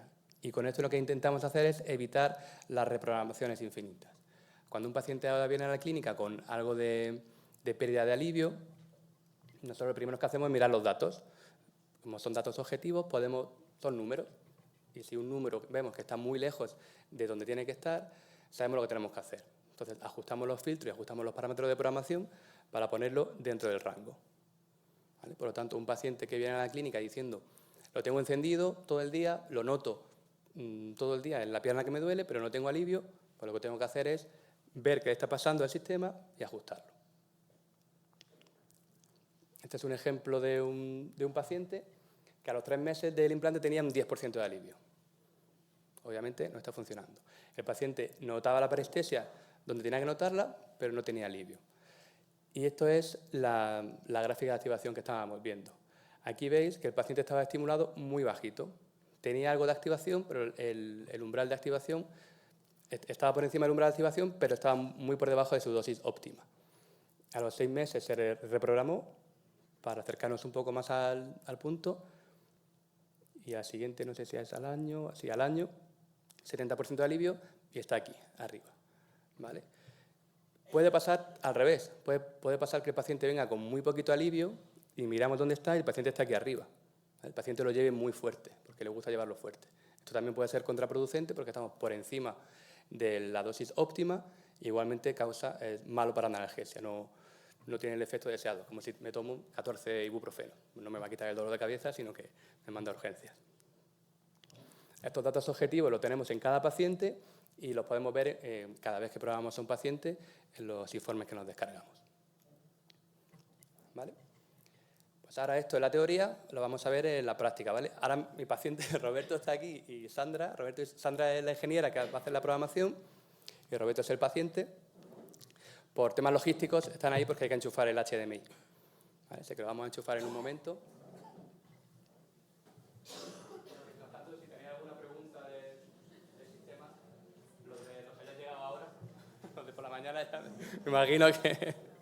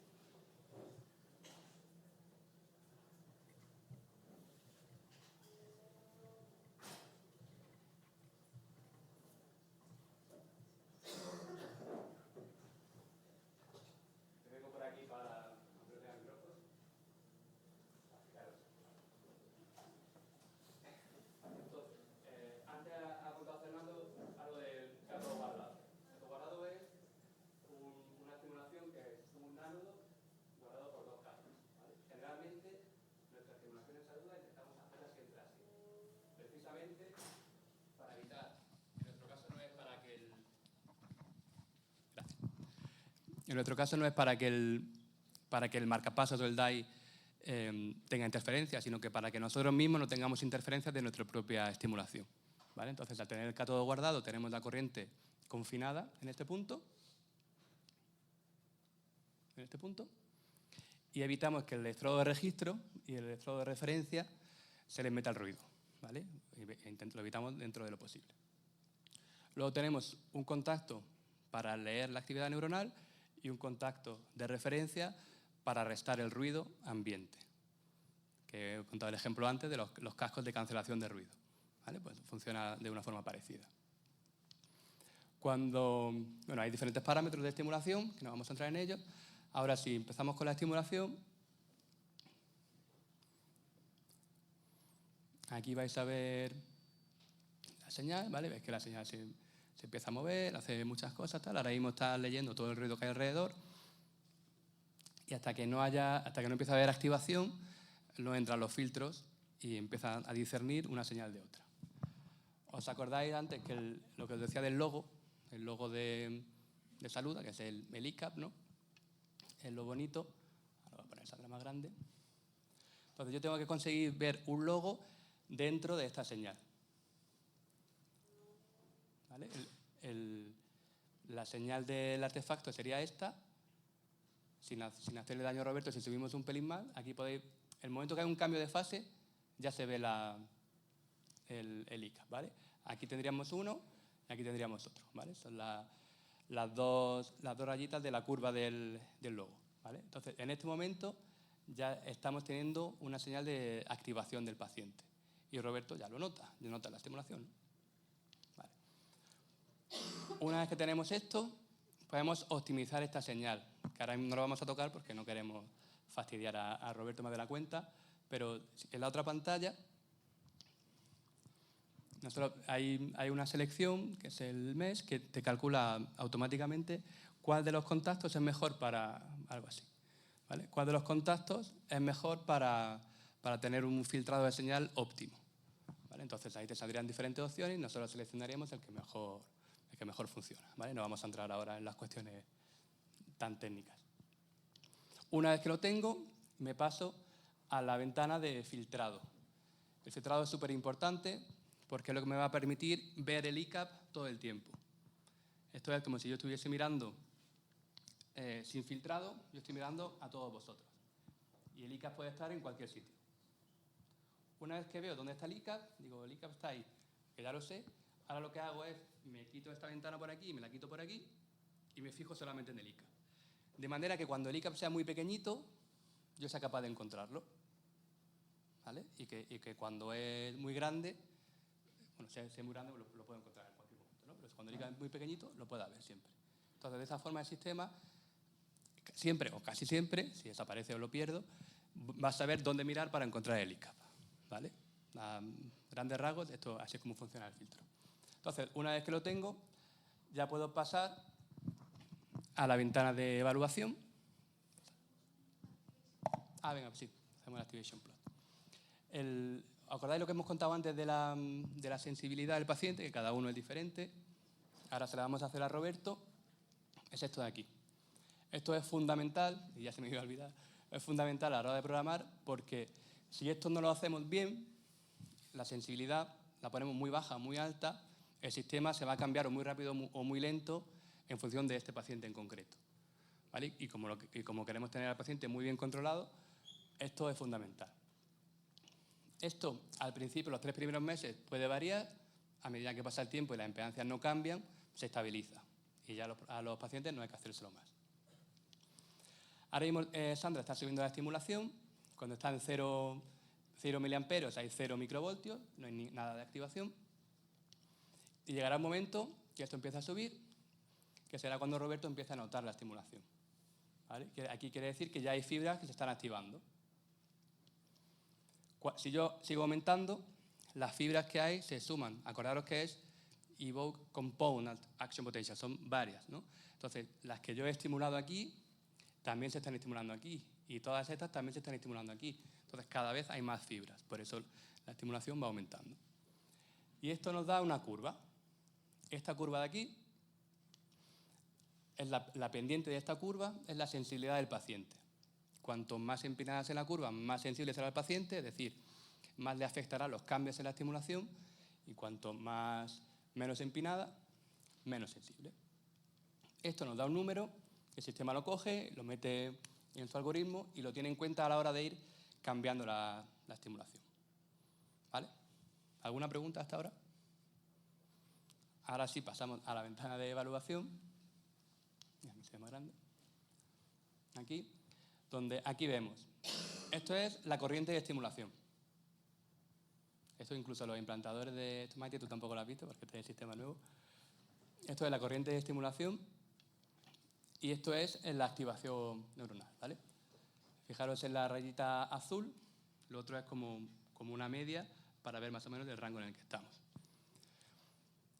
Esta estimulación ahora mismo está fija, ahora mismo es como un sistema convencional de salida fija. Estoy estimulando a 3,5 miliamperios, ¿vale? Y Roberto lo notará fuertecillo por lo que veo y esto se mantiene fijo. Si ahora le pedimos a Roberto, porfa, que con cuidado se eche, por ejemplo, para atrás, aquí veremos cómo esto cambia un montón. ¿Vale? Aquí le cambia un montón. ¿Por qué? Porque esto se ha mantenido fijo. Entonces, cuando el electrodo se pega un poquito más a la médula, la activación es mucho mayor, porque estos 3,5 miliamperios llegan con mucha más fuerza. Si ahora nos pasamos al modo de closed loop, esto sería en circuito abierto. Modo de closed loop. Ahora se vuelve todo naranja, somos muy corporativos.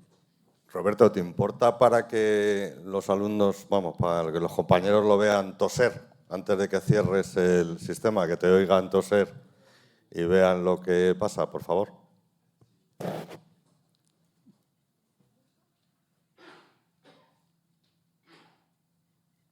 Es aquí, ¿no? No, tampoco hay que llegar a la muerte. Es muy obediente. ¿Vale? Aquí igual, cuando tose tiene Era solo fluctuaciones. Roberto, el resto no te elige toser. Muchas gracias, pero no es necesario.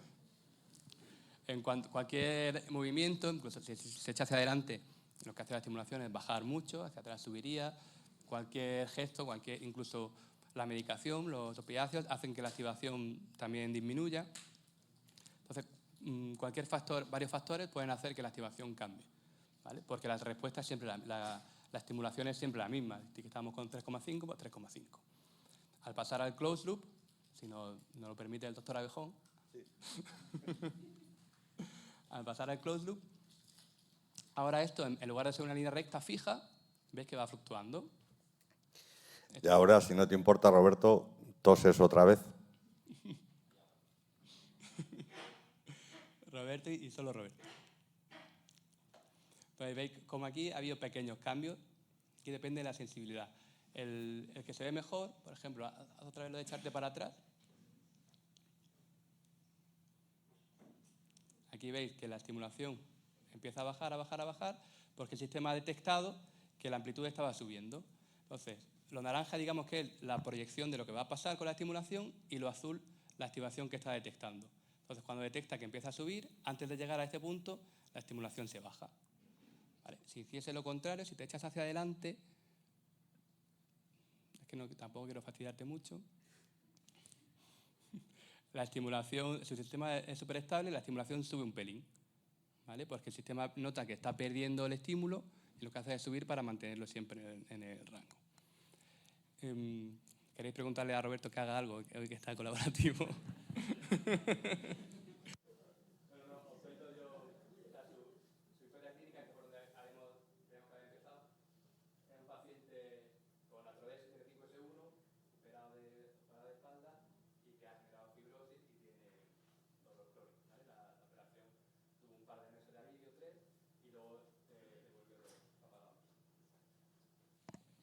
Creo que lo he apagado, sí. ¿Vale? Por eso se implanta con el neuroestimulador. ¿Ha quedado claro más o menos cómo funciona el sistema y el concepto? ¿Tenía alguna pregunta para mí o para Roberto o para Sandra? ¿Para el doctor Abejón? Vale, pues nada, si tenéis alguna pregunta estaremos aquí luego. Yo creo que las preguntas luego se las podéis hacer a Fernando y va a ser mucho más entretenido. Pero ya con la cerveza para que os explique él. Hombre, que esto no vale y lo vuestro sí, coño. Yo qué sé, tío, ya que has elegido hablar de los marcapasos, haber elegido hablar de esto. Tío, si te lo dejan a huevo. Pero bueno, luego le preguntáis a las escondidas de Bruno y que os diga el que es bueno de verdad, que es el de Abbott, que no han querido ni poner ICAP. O sea, y que no hace falta. Bueno, muchas gracias, Bruno. Gracias. Muchas gracias, Roberto.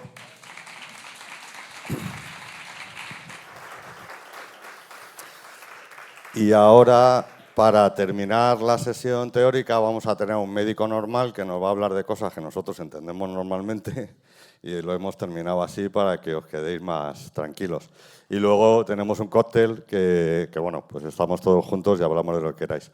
Por favor, Patricia. Muchísimas gracias por acompañarnos un año más.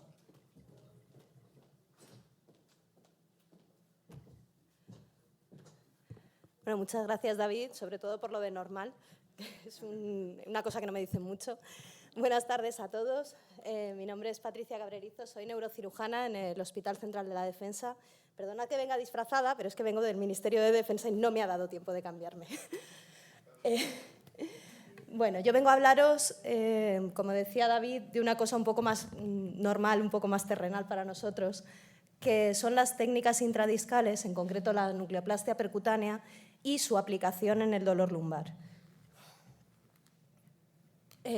Voy a repasar muy por encima las distintas técnicas que hay, la evidencia disponible. Hicimos un estudio en mi hospital, en mi servicio, hace 2 años, porque no estábamos conformes con la evidencia que hay, y bueno, no os hago spoiler, luego veréis en qué quedó, y os hablaré un poquito de nuestra experiencia. Pero primero os voy a pedir que me acompañéis a Irak, porque en Irak, de teniente, residente de 2.º año de neurocirugía, llego allí de médico de urgencias con los españoles que estaban desplegados, y haciéndole la historia clínica, que es eso que hacemos los médicos cuando nos viene alguien con un resfriado, con un corte o con una picadura de escorpión, no me acuerdo qué era lo que le pasaba a este chaval, me dice que hace 2 meses que le han operado de una hernia de la espalda. Digo, ostras, ¿dónde está la cicatriz? ¿Cómo puedes estar en zona de operaciones 2 meses después de que te operen una hernia? ¿Qué ha pasado? Me dijo, no, es que no sé cómo se llama lo que me han hecho. Le hice llamar a su madre y me contó que lo que le habían hecho era ponerle una cosa que se llamaba discogel y que a mí me sonó a japonés. Así que, aprovechando un tiro nocturno, me puse a reflexionar sobre aquello y en cuanto volví a España me puse a investigar sobre el tema. Ya pasamos a lo que es el discogel y lo demás. Sobre esto no me voy a extender porque muchos de los presentes saben tanto como yo o más de la gran problemática que supone el dolor lumbar en nuestros días. En el simposio de cirujanos de columna que hemos tenido en el Ministerio de Cirujanos de Columna Militares, hablaban de una prevalencia incluso más alta, una prevalencia a lo largo de la vida de un 85-90%, una prevalencia media de un 30% y entre los pilotos un 20% más. Si tenéis algún cliente que esté pensando en ir al espacio, decidle que tiene un 43% más de posibilidades de tener una hernia de disco y 4 veces más de que le duela la espalda después. Cosas curiosas que se aprenden en el Ministerio. En cuanto a las técnicas intradiscales, la nucleoplastia percutánea se puede hacer por distintas técnicas. Como decía, el etanol gelificado radiopaco, del que ahora os hablaré un poquito más, es la nucleoplastia, es la que yo más hago, pero no significa que sea ni mejor ni peor que las otras, y eso lo vemos en la parte de la evidencia. La nucleoplastia se puede hacer física o mecánica, o se pueden hacer otro tipo de técnicas intradiscales como la nucleólisis. ¿Qué diferencia hay? La nucleólisis lo que intenta es hacer una nucleotomía, como una discectomía, pero más pequeñita, quitando menos cantidad. La nucleoplastia no es eso lo que persigue. Lo que persigue es, muchas veces, lesionando o quitando parte del disco, pero lo que persigue es propiciar en parte una regeneración. Por eso la diferenciación entre nucleotomía y nucleoplastia, que en la evidencia a veces es difícil distinguir. Y he incluido aparte, al final, esto el año pasado no hablé de ello porque no lo estaba haciendo, pero ahora he empezado a hacerlo, la parte de terapias biológicas con células madre, factor de necrosis tumoral, plasma rico en plaquetas, dentro del disco. Esto lo estamos estudiando, tenemos alguna tesis en progreso, con un poco de suerte, en un par de años estaré hablándoos de esto. En cuanto a la nucleoplastia, se empezó a hacer en el 91 mediante láser, realmente era nucleotomía, pero bueno, es lo que os digo, la nomenclatura cambia un poquito. Por radiofrecuencia en el 99, al principio monopolar, luego bipolar, que se vio que era más controlado y sí que provocaba ese ajuste de presión y ese bloqueo de mediadores de la inflamación que propiciaba la regeneración parcial, como digo, muy limitada. Y el etanol gelificado aparece en 2007, en Francia. Son técnicas percutáneas, mínimamente invasivas, ambulatorias. En muchos centros se hacen con anestesia local. A mí personalmente me gusta sedar un poquito a los pacientes, pero depende de cada sitio y a veces el paciente te pide que no le duermas o te pide que le duermas del todo, ya lo sabéis. Tiene un nivel de evidencia 2 y lo que sí que está demostrado es que tiene resultados equiparables a la discectomía tradicional en hernias de disco con afectación radicular. Eso está demostrado, no hay discusión. Siempre que cumplan una serie de criterios, que no tengan más de 9 milímetros, que no estén extruidas, que no haya un fragmento migrado, etcétera, etcétera. En cuanto al discogel, por centrar un poquito en lo que yo más utilizo, es un dispositivo médico implantable. Actúa de forma química y física. Por un lado, deshidrata parcialmente el disco Y, por otro lado, la acción de membrana que hace la celulosa que lo compone reparte de forma equitativa las presiones dentro del disco, reduciendo el dolor axial. De ahí viene su utilización en la lumbalgia, más allá de las radiculopatías. Y, como os decía, tiene un efecto mecánico de bloqueo de liberación de mediadores de inflamación, reduciendo el dolor. ¿Qué nos dice la evidencia? La evidencia nos dice que, según este señor, que es el que lo inventó, tenían un 90% de resultados positivos. El efecto iniciaba a las 3 semanas, máximo a los 3 meses. Estos sucesivos estudios nos han ido diciendo que es así, una tasa de complicaciones bajísima. Esto, claro, lo dice el que lo ha inventado. Como comentaba antes, creo que ha sido Fernando, si la empresa es tuya, la vendes bien, ¿no? Revisando en 2022, es cuando hicimos la primera revisión, nivel 2B, muchos estudios de baja calidad científica, estudios unicéntricos, estudios que no definían muy bien los objetivos y en función de lo que iban sacando contaban una cosa u otra, algún que otro metaanálisis. Bueno, el resultado mejor que el tratamiento conservador, eso sí. ¿Cuánto mejor? Ya es debatible y estudio a estudio se puede desmontar bastante. Tasa de complicaciones menor que los controles, porque en los controles se siguen haciendo infiltraciones, se siguen haciendo otro tipo de terapias. Creo que esa es la explicación de por qué la tasa de complicaciones es menor. Y mejora significativa de los índices de funcionalidad a partir de la primera semana, que se mantiene constante en el tiempo y aumenta. En el dolor, no tanto, pero en la funcionalidad sí. Este es un estudio de la seguridad y la eficacia que he querido resaltar simplemente por lo de la tasa de complicaciones, que la primera vez que lo dije la gente me dijo, eso es mentira. Pues está publicado y es real. A mí esta evidencia no me convencía y ante la posibilidad de implantarlo en mi centro, convencer a la dirección de que soltara el dinero para poder hacerlo, yo tenía que ponerles datos sobre la mesa. Entonces, diseñamos un estudio, una revisión sistemática de la bibliografía, pero bien fundamentada para que no nos la pudieran echar para atrás, para evaluar la eficacia y comparar las distintas técnicas. Para ello, aprovechamos que otra compañera y yo estábamos haciendo el máster en neurocirugía funcional y estereotáctica, entonces con esa potencia de análisis de datos pudimos establecer el estudio de una forma un poquito más científica, mejor hecha, por decir así. Este es el diagrama de flujo de cómo lo hicimos y estos son los resultados. Estamos hablando de, sobre todo, radiofrecuencia y etanol gelificado. ¿Por qué no he incluido el láser? Primero, porque las publicaciones que había no cumplían los criterios de inclusión, menos de 5 años, estudios de una calidad científica relativamente buena, o sea, todos los que eran financiados por la casa y estaba muy claro que había conflicto de intereses, no los incluimos. O sea, en el árbol, de hecho, si os dais cuenta, empezamos con casi 400 estudios y nos acabamos quedando con 12. Y, aparte de eso, lo que había sobre todo de láser iba más indicado hacia nucleotomía, hacia quitar hernias, no tanto en dolor lumbar. Y queríamos centrarnos en lo que es el dolor lumbar. La mayoría de los estudios eran de cohortes, algunos retrospectivos y muy poquitos ensayos clínicos, pero sí había algunos de calidad, lo único que unicéntricos y de poca N. En cuanto a la tasa de éxito, medida como una mejora del dolor y de la funcionalidad, o de ambas, de más de un 50% a los 6 meses, la media fue de un 78,9%, siendo la menor en torno al 50% y la más alta de un 95%. En cuanto a la tasa de alivio del dolor, solo dolor, no funcionalidad, a los 6 y 12 meses, aquí excluimos todos los estudios con un seguimiento inferior, bueno, la que tenemos ahí, ¿no? Tasa de alivio del dolor, medida como la diferencia entre el EVA inicial y el EVA final, en los puntos de EVA que bajan.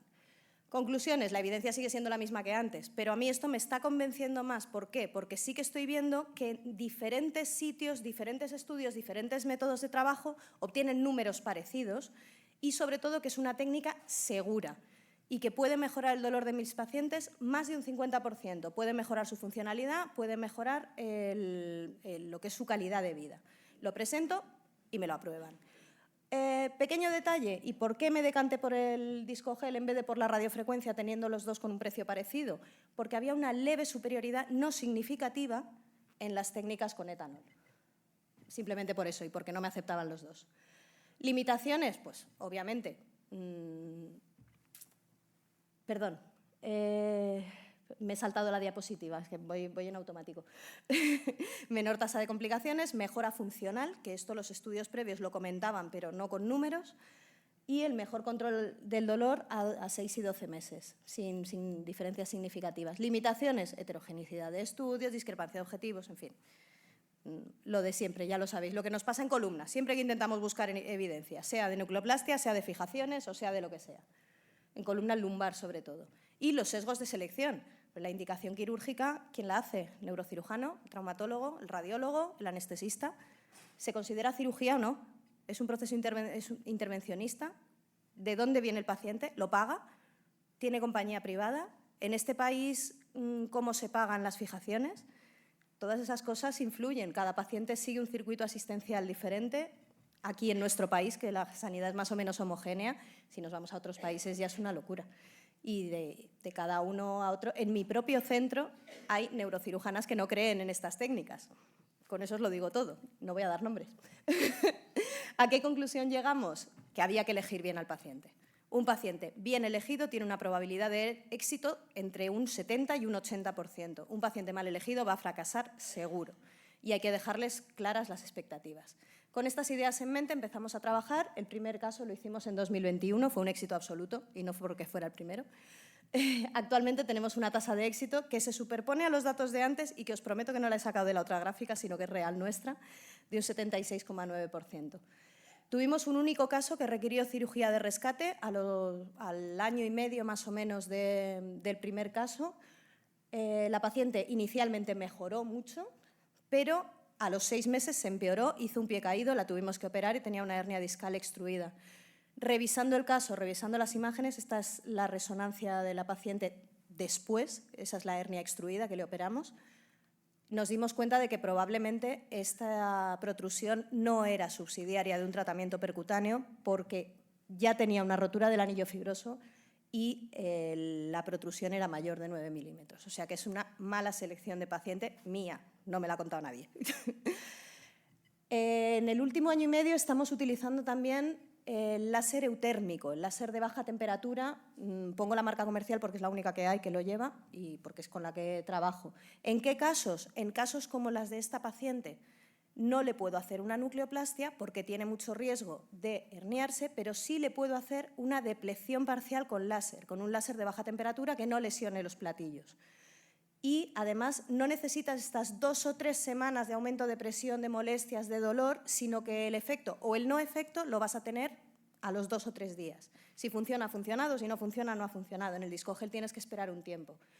Este tipo de técnicas las estoy aplicando sobre todo en personas que están o bien opositando. El primero que hice fue un paciente que ahora es bombero, o sea que fue un éxito porque sacó la oposición.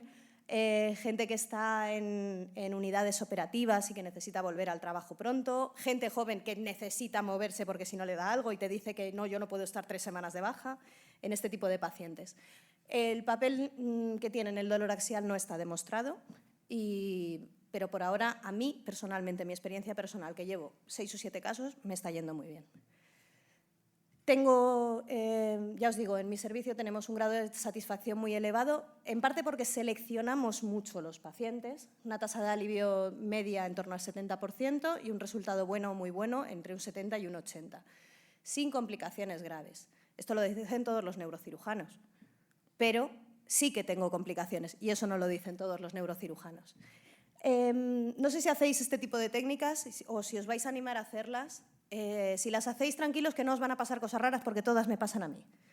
Tuvimos un hematoma lumbar, que eso no es tan raro, pero la paciente estuvo bastante quejosa un tiempo. Hubo una paciente a la que le hice una anestesia raquídea sin querer, que ahora os enseño las fotos, y la tuve con las piernas dormidas 24 horas porque, claro, la dosis no es la misma que la de una raqui. Tuve un síndrome disfónico por paresia del nervio recurrente, obviamente en una cervical, no en una lumbar, que son las fotos que hay ahí. Hubo una fuga del material y no deja de ser alcohol, aunque vaya envuelto de forma bonita. Entonces se irritó el recu y la tuve afónica una temporada. Está completamente recuperada.